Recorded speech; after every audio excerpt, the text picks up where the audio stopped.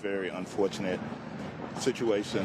My heart and prayers go out to the families of the 6 people who were tragically injured.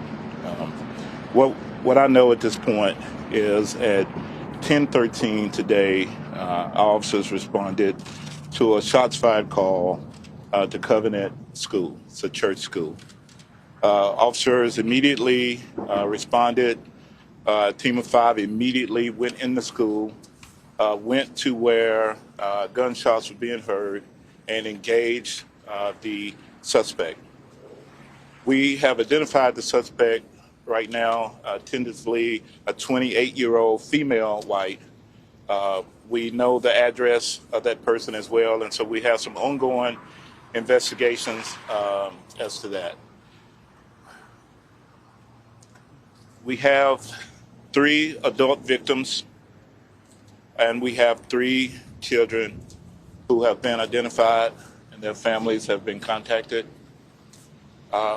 Right now, I will refrain from saying the ages, other than to say I was literally moved to tears to see this and the kids as they were being ushered out of the building.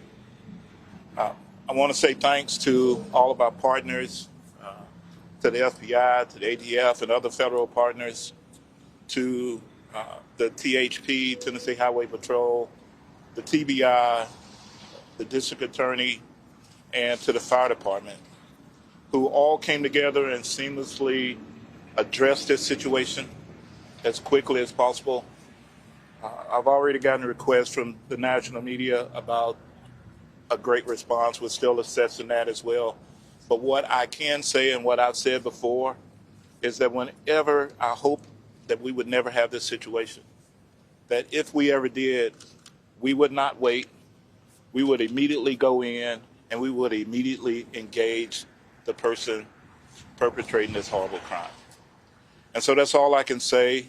Right now we have David Roush, director of the TBI, who will come after me to address his portion. And then we have others that will say something as well. So thank you. Thank you, Chief.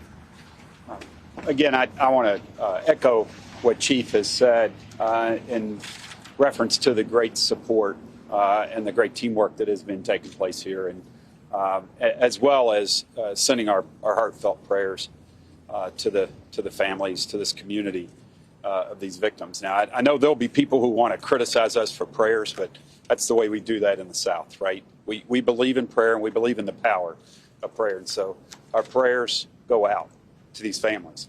The role of the TBI in this investigation is we have been asked by General Funk to assist in the officer-involved portion of this incident. So the incident where the officers engaged the suspect, we are assisting the Metro investigation. And the reason we've got Metro doing the primary investigation is because it was a fluid scene. So there wasn't a single stop in the action. And so as they investigate the homicides, then we felt it was most appropriate for them to continue that investigation. But we will assist as in our role as an independent oversight on the officer-involved situation. And so that will be the role of TBI. We, too, want to thank all of our partners. It is special. We've had this conversation, unfortunately, too many times in Tennessee, and that is that you wish you wouldn't have to do these types of scenes. But when you do, you want to have the working relationships that we have in our law enforcement community here in Tennessee. It is amazing. And we've all come together as one and working very tirelessly. And we'll continue to work together to address this situation. It's a horrible, senseless tragedy. And we will be here working with our partners to get through it.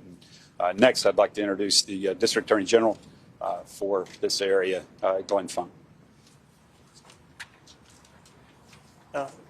This is the ultimate crime when school children and caregivers are the victims of senseless gun violence. Can't say anything before we first express our concerns for the victims and their families and the extended number of victims that are traumatized by today's events. I came out on the scene today because our current operating procedure is that when an officer is involved in a shooting, that the TBI comes out, and I knew that this was a unique case, and I wanted to make sure that everything was handled appropriately. Director Roush was out here almost at the exact same time I got here, and Chief Drake had already been on the scene for a while.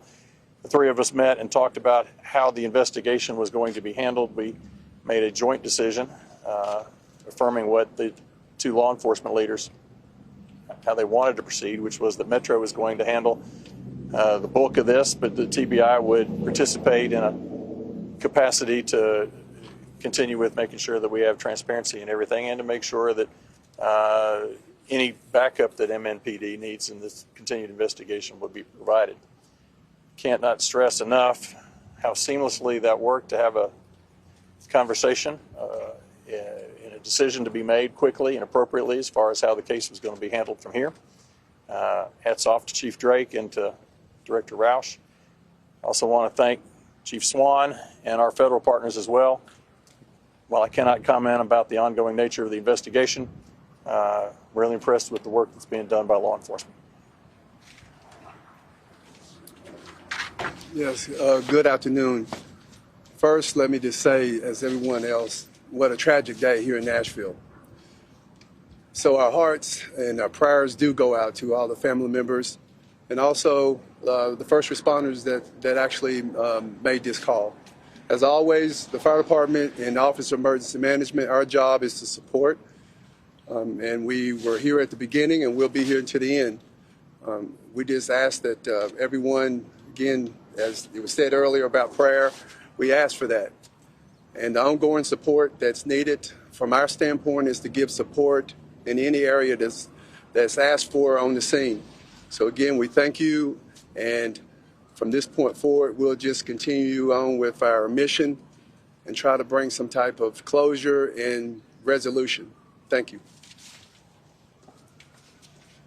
I anticipate there will be another briefing at or before 4 o'clock. We will entertain 2 or 3 questions at this moment before these gentlemen have to go back to the scene to continue their work.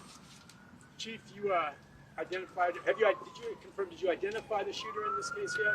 Yes, we have identified the suspect. It's a 28-year-old female white, actually a Nashvilleian or lives in the Nashville area.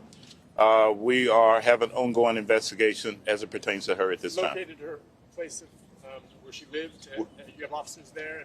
We have. Was she wearing body armor? Was she wearing body armor?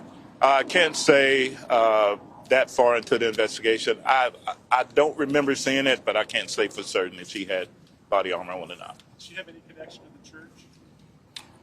From my initial findings is that at one point she was a student at that school, but unsure what year, all of that. But that's what I've been told so far.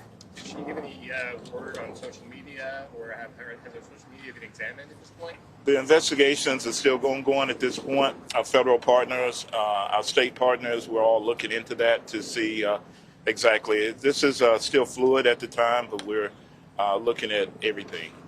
Did anybody pull the fire alarm? Do we know? Don't remember a fire alarm going off. I was told there were kids that evacuated into a wood line, had the presence of mind to do that, and to go to a fire hall. Once we arrived on scene, we had everyone moved to First Baptist Church, Woodmont, and that way we could get parents and children reunited, and then ultimately make the notification on the 3 kids. Do we know yet if the side door she entered in was locked or not? There was a door that was entered. All doors were locked to our understanding, and how exactly she got in at this point is still under investigation. There is a vehicle that was nearby that gave us clues as into who she was, and but as stated, that investigation is still ongoing. Did the school have school shooter protocol? They did have protocol. To my understanding, we had, unfortunately, 3 kids that were tragically hurt. It could have been far, far worse. Okay, folks, we'll be back again before 4 o'clock. Okay, thank you.